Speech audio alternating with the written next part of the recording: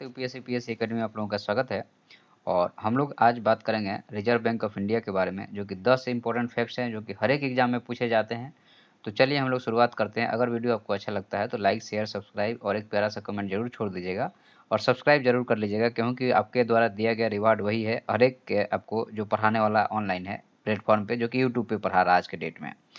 तो भारतीय reserve bank की स्थापना अगर कहा जाए तो 1934 के अधिनियम के तहत किया गया था और 1 अप्रैल 1935 को इसको अप्लाई किया गया या लागू किया गया। रिजर्व बैंक का केंद्रीय कार्यालय प्रारंभ में कोलकाता में स्थापित किया गया था। याद रखिएगा कहाँ पे, कोलकाता में, जिसे 1937 में अस्थायी रूप से मुंबई में स्थानांतरित कर दिया गया। भारत में कितने रिजर्व बैंक है? तो अगर हम location, reserve bank of India तो एक ही है, लेकिन अगर लोकेशन की बात करते हैं तो भारत में 31 जगह पे इसका जो है सो स्थानीय कार्यालय है, जिसके तहत यह काम करता है।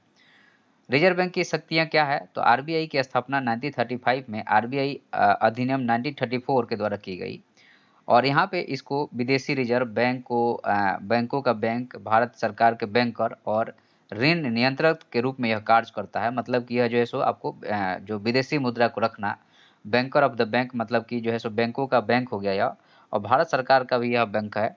और उसके बाद में ऐसे ऋण नियंत्रक, मतलब जो लोन दिया जा रहा है उसको यह रेगुलेट करता है। आरबीआई भारतीय अर्थव्यवस्था में नोटों की छपाई करता है। पैसों की आपूर्ति का प्रबंधन करने के लिए आरबीआई की ही जिम्मेदारी है, तो इसको हमें ध्यान रखना है। उसके बाद में वर्तमान में रिजर्व बैंक ऑफ इंडिया के गवर्नर कौन है? 12 दिसंबर 2018 को शशिकांता दास भारतीय रिजर्व बैंक के 25वें, याद रखिएगा 25वें गवर्नर के रूप में कार्यभार ग्रहण किया था। तो ये हम बात कर रहे हैं आपको अभी 2022 में। अगर यह वीडियो 2025 में आप देखिएगा तो कहिएगा कि सर ने ऐसा बोल दिया, शशिकांता दास थे। तो आप अपडेट होते रहिएगा, ये नहीं कि इसी पे डिपेंड रहिए। रिजर्व बैंक का मालिक कौन है?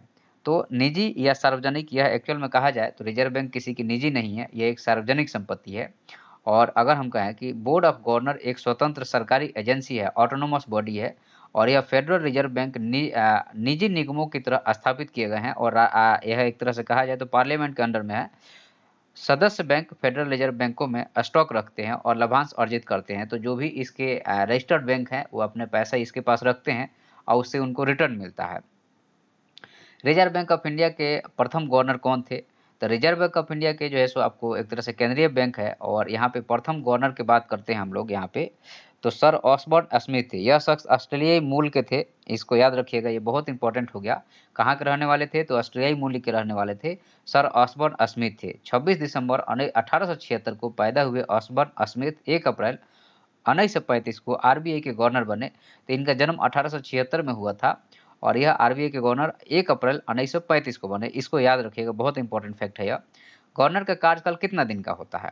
तो भारतीय रिजर्व बैंक के गवर्नर का कार्यकाल 3 वर्षों का होता है। पहला फैक्ट यहाँ पे आ गया।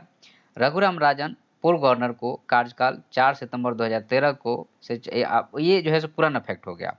2016 में उनकी जगह उर्जित पटेल आए थे, जो कि 2019 तक उन्होंने रहे हैं। तो ये जो है सो आपका रिजर्व बैंक से रिलेटेड जितने भी चीज़ें थी हमने आपको बताया। धन्यवाद। अगर आपको वीडियो अच्छा लगता है तो लाइक सब्सक्राइब शेयर जरूर कर दीजिएगा। यह आपकी रिवार्ड होगा एक क्रिएटर के लिए। धन्यवाद।